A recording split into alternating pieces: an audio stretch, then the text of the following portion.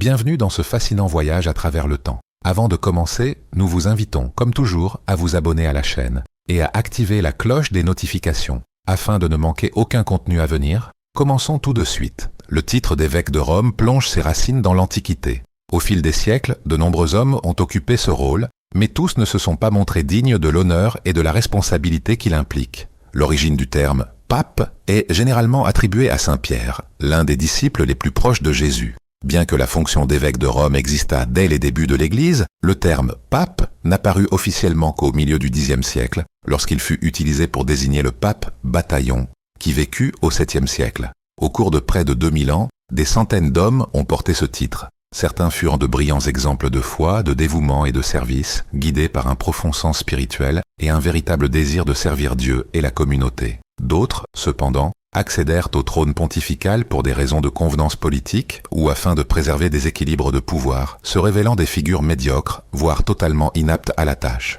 Dans certains cas, des papes sont passés à la postérité comme de parfaits contre-exemples, emportés par des scandales, la cupidité, l'immoralité, voire des crimes. Parmi les plus controversés figure le pape Alexandre VI. Né Rodrigo Borgia, il fut pontife de 1492 à 1503. Sa figure fut entourée d'accusations de corruption dès le début de son pontificat. On disait, et c'était très probablement vrai, qu'il achetait des votes et corrompait des fonctionnaires pour consolider son pouvoir. Une pratique certes courante à l'époque, mais néanmoins scandaleuse. Il n'hésitait pas à éliminer ses adversaires et à placer les membres de sa famille à des postes clés au sein de l'Église. Son comportement scandalisa l'opinion publique, surtout en raison de la gestion de ses enfants illégitimes, avec lesquels il cherchait à obtenir des avantages politiques, tant à l'intérieur qu'à l'extérieur de l'Église. Il fut le promoteur de campagnes militaires et son fils César inspira. Le prince de Nicolas Machiavel. Sa fille Lucrèce, quant à elle, fut entourée d'une sinistre réputation, accusée d'empoisonner ses amants, bien que ces rumeurs n'aient jamais été prouvées. Un autre épisode tristement célèbre lié à Alexandre VI est le soi-disant « banquet des marrons », un événement qui dégénéra en orgies et jeux obscènes tenus au palais pontifical, avec la participation de membres du clergé et de prostituées. Avec le temps, le nom « Borgia » est devenu synonyme de corruption et de décadence morale. Il n'est donc pas surprenant que sa figure soit toujours représentée de manière négative dans les films, à la télévision ou dans les jeux vidéo. Un autre nom qui suscite un grand scandale est celui de Jean XII. Contrairement à la majorité de ses prédécesseurs, Jean n'était pas un vieux prélat doté de longues années d'expérience. Il fut élu pape en 955, à l'âge de seulement 18 ans, et resta en fonction jusqu'à sa mort, en 964. Sa jeunesse et son absence totale de maturité furent fatales à sa réputation et à celle de l'Église. Jean XII était connu pour sa débauche, notamment sa vie sexuelle intense, qui lui valut une réputation infamante. On soupçonnait même qu'il entretenait des relations incestueuses avec ses propres sœurs. Le palais apostolique, sous son pontificat, fut transformé en véritable bordel. Il entra également en conflit avec des membres du clergé et même avec l'empereur du Saint-Empire romain germanique, Othon de Germanie. Avec le temps, Jean XII perdit complètement le contrôle politique sur Rome et sur l'Italie. La chute finale arriva de la manière la plus grotesque et scandaleuse possible. Selon certaines sources, il mourut d'un AVC alors qu'il était au lit avec la femme d'un autre homme. D'autres versions racontent qu'il fut surpris en flagrant délit par le mari, qui le frappa si violemment qu'il succomba à ses blessures quelques jours plus tard. Un autre pape tristement célèbre pour ses actes fut Étienne VI. Sa décision de juger un prédécesseur décédé est considérée comme l'une des pages les plus absurdes et macabres de l'histoire de l'Église. Étienne régna seulement quelques mois, de mai 896 à août 897.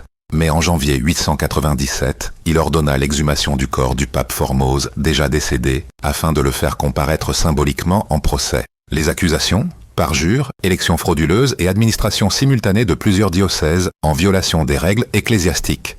Puisque Formose ne pouvait évidemment pas se défendre, le procès fut une farce grotesque. Les doigts de sa main droite, utilisés pour bénir, furent coupés comme punition symbolique. Par la suite, le cadavre fut jeté dans le Tibre, bien que des fidèles aient ensuite réussi à le récupérer pour lui donner une sépulture décente. Ce qu'on appelle le concile cadavérique, cadaver-synode, suscita l'horreur et ruina définitivement la réputation d'Étienne VI, qui fut capturé à la fin de l'année par les partisans de Formose et exécuté. Vint ensuite Boniface VIII, l'un des papes les plus controversés de l'histoire. Lorsque Dante Alighieri le plaça dans les cercles infernaux de sa Divine Comédie, alors qu'il était encore en vie, il était clair qu'il n'était guère estimé même de ses contemporains.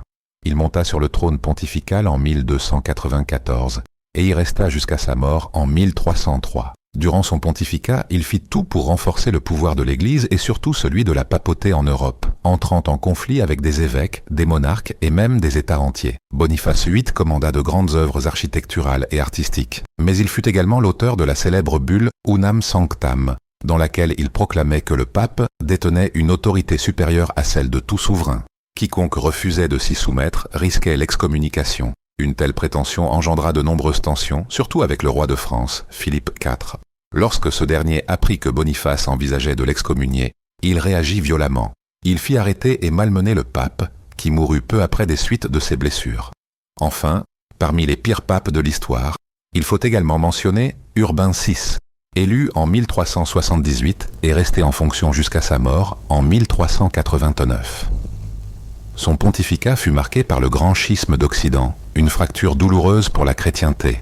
En raison de son impopularité, une faction de l'Église proclama un antipape, Clément VII, dont le siège fut établi à Avignon, en France. Cette division dura des décennies, compliquant énormément la vie religieuse et politique en Europe. Urbain VI, décrit comme un homme paranoïaque, recourut à la torture et même à l'assassinat pour punir ceux qu'il considérait comme ses ennemis. Certains récits affirment qu'il était irrité de ne pas entendre les cris de douleur provenant des pièces où les cardinaux étaient interrogés. Il mourut après être tombé de sa mule près de Narni, bien que certains aient évoqué un possible empoisonnement.